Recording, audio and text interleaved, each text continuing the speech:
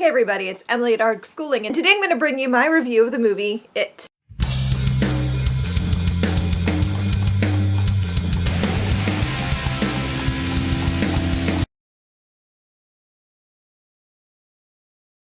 So I've seen it twice now. I tried to film this review earlier in the week and it was just too rambly and I didn't like it, so I was like, ugh. So I deleted that. And I'm trying again. I went to see it again last night. My father's visiting in town and he hasn't seen it yet. So I was like, sure, yeah, I'll go see it again.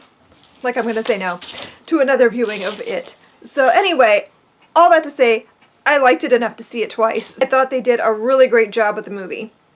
I was very pleased. So the movie is based on the novel by Stephen King, which if you want to see my review, I will link that above for you guys. I just reviewed the novel. And so the movie is based on half of the story. It's not like divided in sections though, so it's not like the first half of the book and the second half of the book. It's all intermingled. So the movie is based on the part of the novel that takes place when the Losers Club are children. In the book, it takes place in 1958, but in the movie, it takes place in 1988 and 1989, so that it's more modern. And I loved that change because part of the feel-goodness of the story is that nostalgia factor, that reminiscing over your past and over your childhood and the innocence of childhood and all of that. And honestly, today's audience isn't going to relate to a 1950s childhood, but they will relate to a 1980s childhood. So I thought that was spot on. And also that'll make when the Losers Club comes back together again as adults in modern day. So I'm really excited about that.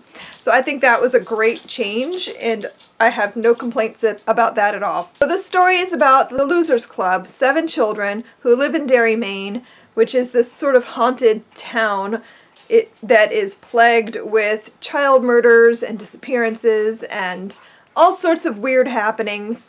And they band together to take on the thing that is causing all of this havoc. Obviously that thing is It. Pennywise the Clown is what it appears as the most, but it isn't a clown. It is a kind of, well, that'll spoil it if I tell you what it is, but it is more than that. It feeds on fear, but it often looks like a clown, but it can also appear as whatever it is that you're afraid of. So sometimes it's a swamp monster, or it's a mummy, or a leper, or whatever thing that child fears the most. So here's what I liked about the movie. I really loved the child actors. Oh my gosh, these kids are amazing. They're just so good at what they're doing. They're believable. Their chemistry together was really good.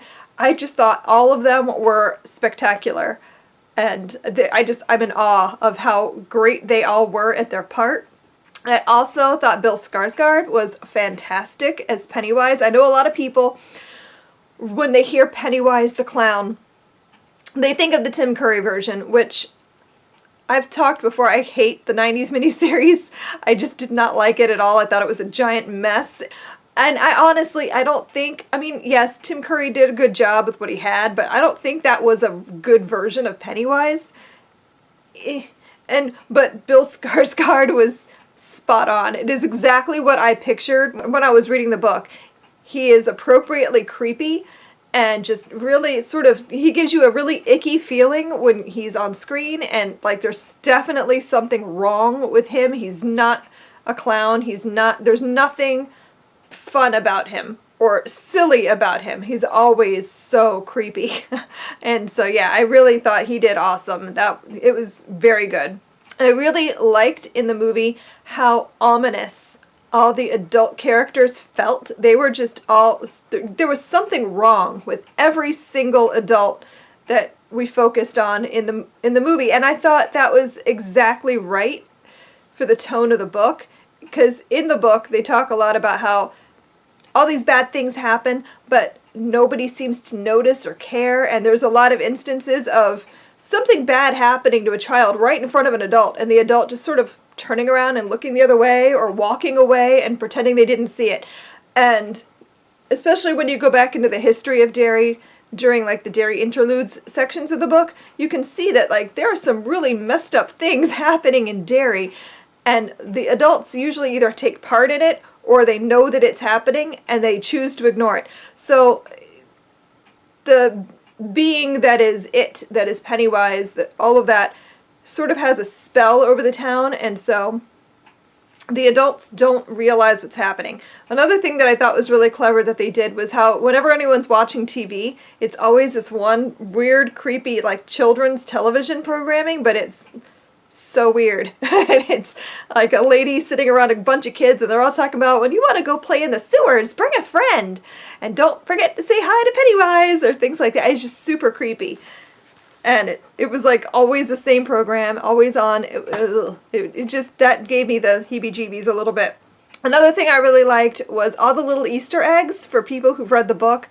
Like, for example, all the kids' t-shirts, if you pay attention to their shirts, you'll see things like the Plymouth Fury from Christine shows up, and you see one is Tracker Brothers, and that plays a part in the novels.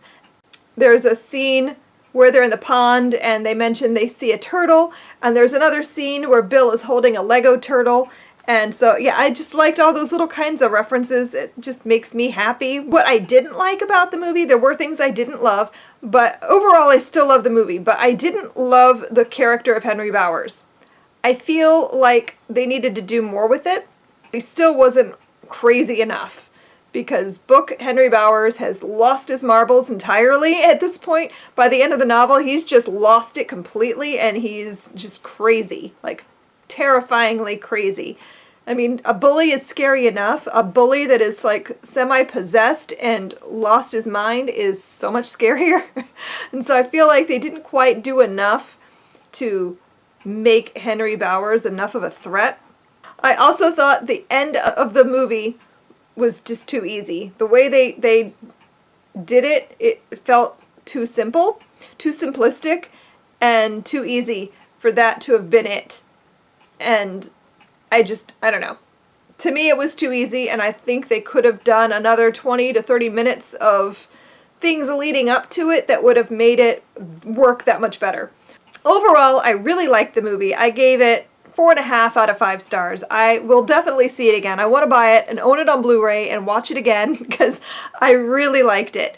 I thought they did a fantastic job adapting this enormous chunker of a book. I mean, there's a lot happening in the story, and I know how hard that must have been to try to figure out what to keep and what not to keep. So I thought overall they did a really good job adapting it. Everything worked for the most part, and I was very pleased and very entertained. So now I kind of want to do a little bit spoilery talk. So if you've seen the movie, you might want to watch this. If you haven't seen it yet and you don't want to be spoiled, you should probably end the video right here. And I'll see you in my next video. But if you want to hang around and listen to me be a little spoilery, we'll do that. I'm going to put up the book. When the book is up, you should stop watching. Okay, so I'm going to talk a little bit about book to movie things that I liked or didn't like. So like I said before, I was not a huge fan of Henry Bowers' character. He's very crazy in the books, and by the end of the story, he is sort of possessed in a way by Pennywise. He's hearing voices in the moon. He has lost his mind, and all he wants to do is kill these kids because Pennywise is afraid of the children at this point, and he needs them not to be there. He needs to do something to get rid of them, and he can't seem to do it himself, so he's sort of tasking Henry Bowers with offing these kids. And so by the end of the book, he is trying to kill them, which you kind of get a little bit of that in the movie, but not enough, I feel. It just sort of like happens out of nowhere. There's no leading up to it. It just happens. Another thing that I thought was a little bit weird was the rock fight. In the book, the chapter is even called the Apocalyptic rock fight. This rock fight was a huge turning point in the story for the kids. That's how they meet Mike Hanlon, and that's sort of like how they stand up to the bully and sort of almost egg Henry on into being crazier. In the book, they talk about it, and you're thinking in terms of like, well, they're picking up rocks, like normal size, like rocks, smallish rocks that you would hit people with. In the movie, they're throwing boulders, and I'm just like, holy crap, these kids are going to kill each other. It's terrifying. The rocks they're throwing are like bigger than my hand, and I'm just like, you can't throw rocks like that at somebody and not give them a concussion. I get maybe that looks better on camera to throw like these huge rocks, but the whole time I'm thinking, that's going to kill somebody. That was just weird to me that they're throwing such huge rocks. And it happened and was over in like a minute. 60 seconds of them throwing rocks. And you kind of, I know, you lose something, I think, when you're not reading all the things happening in between. But it just, I don't know, it was too quick and too easy, and barely anything happened. I thought they could have done that scene a little bit differently and it would have worked better. If you've read the book, then you know what Pennywise is saying when he's talking about you'll float down here too. He's kind of, being like a space being, his mind is in the macroverse, and because Pennywise is like light, it's hard for humans to be able to grasp what Pennywise is. And so when he's talking about you'll float, and you see it when they do the ritual of Chud, is you're like floating in the macroverse. Your body is dead, but your mind is trapped there forever, and you're just trapped and you're floating and you can never not be there. And it's terrifying. And so that's what happens to the kids, is they're all like trapped up there. This never explicitly said, but after you see the ritual scene, it makes more sense that that's what that means. And in the book, that works. In the movie, they're all like floating around this trash pile that is like in the sewer. It was weird to me. I don't know how I feel about that yet. That and Henry Bowers are kind of why I dropped half a star for the movie, because I don't know. It just didn't make as much sense to me for that to be what happened to the children.